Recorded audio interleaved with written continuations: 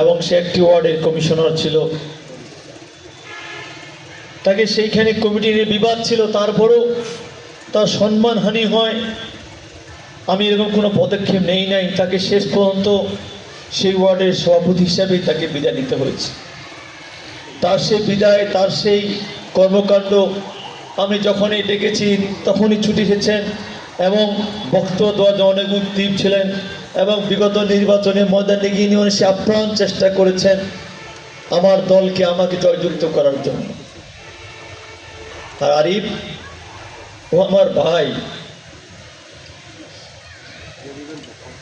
আসলে ওর সঙ্গে আমার বন্ধনটা এত বেশি নিবিড় ছিল, কাজেই এই 12ই ফেব্রুয়ারি নির্বাচনে যখন আমার ফেস্টুন লাগাতে হবে, সারা রাত ধরে একাই কোথায় লাগাতে হবে, উন্নত লাগানো আগে মোড়ে মোড়ে লাগাতে হবে, সে রাত জেগে, কেউ নাই, ছেলেদের ডেকে নিয়ে আসে, সেগুলো ফেস্টুন লাগাতে হবে, কোথায় কাজ করতে হবে, কোথায় কি করতে হবে। আজকে আমাদের এইরকম দুইটি প্রাণবন্ত জীবন্ত সাংগঠনিক দক্ষ দুইটি ওয়ার্ড পৌরসভার নেতৃত্বে ছিল, কমিশনার ছিল, উপজেলা পৌর বিএনপি সাংগঠনিক সম্পাদক, শ্রমিক দলের জেলার সেক্রেটারি, এরকম একটা নেতৃত্ব অকস্মাৎ আমাদের সরকার গঠন করার 3 মাসের মাথায় আমরা হারিয়ে ফেলেছি। তবে দিন শেষে একটি জিনিস স্বীকার করতে হবে, কুল্লু নাফসিন যায়কাতুল মাউত, অবশ্যই আমাকে যে কোনো সময় মৃত্যুর স্বাদ গ্রহণ করতে হবে। আমি শুধু আমার এইখানে আমার উপজেলা এবং ইউনিয়ন পর্যায়ে এবং ওয়ার্ড পর্যায়ে নেতৃবৃন্দ আছেন, আমি বারবার বলি আল্লাহ তাআলা কখনকার মৃত্যু দিবে আমরা জানি না, কিন্তু নিজের প্রতি খেয়াল রাখেন। সরকারি দল তো, সরকারি দলে করলে অনেক সময় আত্মীয় স্বজন বন্ধু বান্ধব আপনাদের প্রতি খাতির যত্ন বেড়ে যায়। এই খাতির যত্ন বেড়ে গেলেই আপনার সুখ আয়েসটা বেশি বেড়ে যায়, আর সুখ আয়েসটা কিন্তু আসলে স্বাস্থ্যের জন্য খুব একটা ভালো না। কাজেই আমি মনে করি আপনাদের প্রত্যেকেরই স্বাস্থ্য সচেতন থাকা উচিত। সবাইকে স্বাস্থ্য বিষয়ে বিভিন্ন সময় অন্তত যাদের বয়স 30 পার হয়ে গেছে তাদের অন্তত 6 মাস অন্তর একটা লিপিড প্রোফাইল অর্থাৎ একটা রংপুরে গিয়ে করে আসা উচিত। তাহলে বুঝতে পারতেন যে আপনার সে ব্লাডে কোনো সমস্যা আছে কিনা, আপনার কোলেস্টেরল হাই কিনা, আপনার প্রেশারটা ঠিক আছে কিনা, খারাপ কোলেস্টেরল কী অবস্থা, আপনার ব্রেন স্ট্রোক করবে কিনা, এই বিষয়গুলো এখন কিন্তু রক্তের পরীক্ষার মধ্যে পাওয়া যায়। সেখানে মাত্র 2-3 হাজার টাকা লাগে না।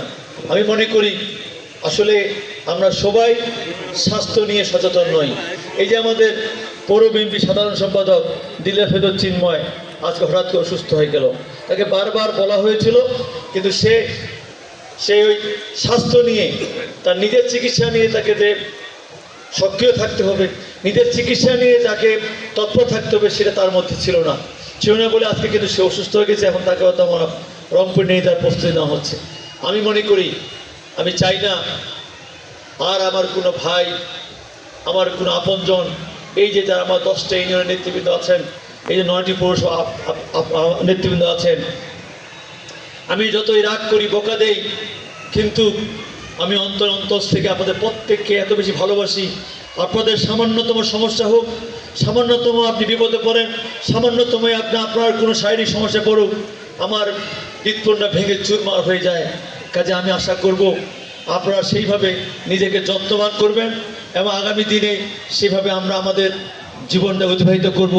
আল্লাহ যতদিন হায়াত দিয়েছে আমি ততদিন বাঁচবো, তার বেশি 1 সেকেন্ড বাঁচবো না, কিন্তু আমরা সচেতনবোধ তৈরি করব। আর বলতে চাই যে আজাদ কমিশনার, আরিফ কমিশনার, এই যে তাদের জীবদ্দশা, এই স্বল্প জীবনে তারা আমাদের এই পৌরসভাতে কাজ করেছেন, এই উপজেলায় কাজ করেছেন এবং সবার সঙ্গে নিবিড় সম্পর্ক ছিল।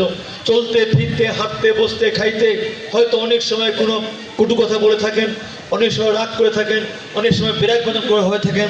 সেক্ষেত্রে যদি কোনো কিছু হয়ে থাকে আমি তাদের ভাই হিসেবে, তাদের আপনজন হিসেবে আপনাদের কাছে ক্ষমা চাচ্ছি।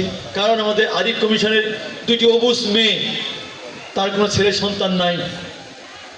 আমাদের আজাদ কমিশনে তার মেয়ে বিয়ে হয়েছে, ছেলে তো দেশের বাইরে থাকে। এই একটি অবস্থার মধ্যে 2টি পরিবার।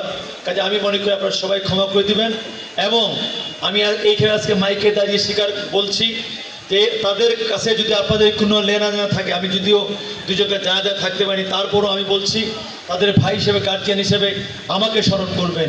আমি আমার সামর্থ্য হিসাবে তাদের কাছে যদি কোনো পাওনা থাকে সেই পাওনাগুলো আমি পরিশোধ করার চেষ্টা করব। এটা আমার একদম আমার দিল থেকে আমারটা স্বীকারোক্তি। আরেকটি কথা বলতে চাই, দেখেন আজকে আমরা এই যে আমরা দোয়া মাহফিল করছি, স্মরণ সভা করছি, আমাদের পৌরবিএনপি নেতৃবৃন্দ চেয়েছিল একটি ওই যে আমরা যখন ছাগল আর ক্ষুদ্র নৃগোষ্ঠীকে আমরা কিছু উপহার দেবো সেই সময় দিয়ে চেয়েছেন, আমি কিন্তু সেখানে না করেছিলাম।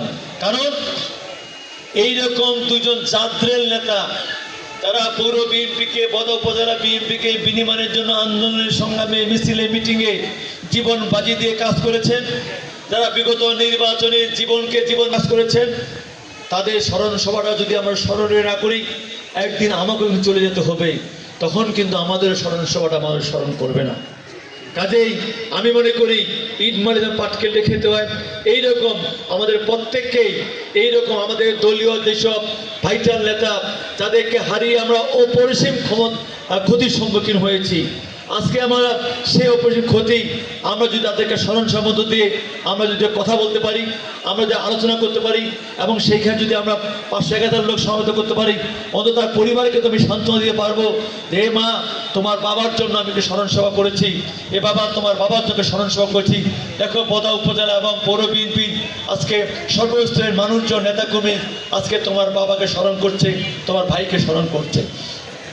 কাজেই আজকে আমরা প্রিয় নেতৃবৃন্দ, আমি মনে করি আমাদের পৌর বিএনপি আজকে উদ্যোগ নিয়েছেন, এটা পৌর বিএনপিকে আমি ধন্যবাদ দিচ্ছি এবং আমাদের 10টা ইউনিয়ন থেকে যে নেতৃবৃন্দ এসছেন আপনাদেরকে সত্যিই আমি ধন্যবাদ কৃতজ্ঞতা জানাচ্ছি যে আপনারা আরিফ এবং আমাদের আজাদ কমিশনের এই যে স্মরণ সভা এবং দোয়া মাহফিলে উপস্থিত হয়েছেন, এই জন্য আমি আপনাদেরকে ধন্যবাদ কৃতজ্ঞতা জানাচ্ছি।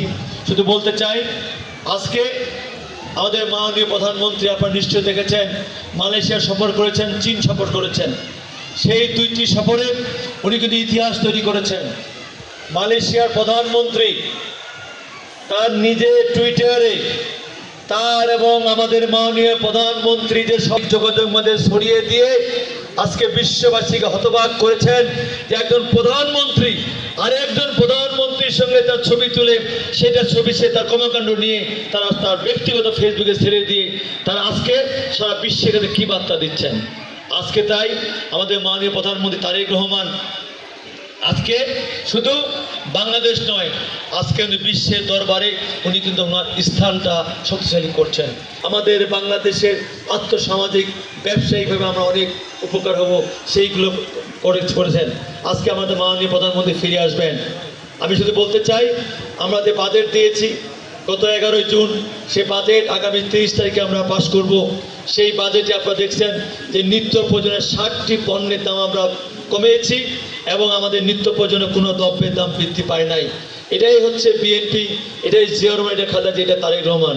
আজকে বিরোধী দল আজকে কিন্তু এই বাজেট নিয়ে সমালোচনা করে তারা কিছু বলতে পারছে না। কখনো বলছে এটা চানাচুর মার্কা বাজেট, কখনো বলছে উচ্চ বিলাসী বাজেট, কখনো বলছে এটা স্বপ্ন বিলাসী বাজেট। আমি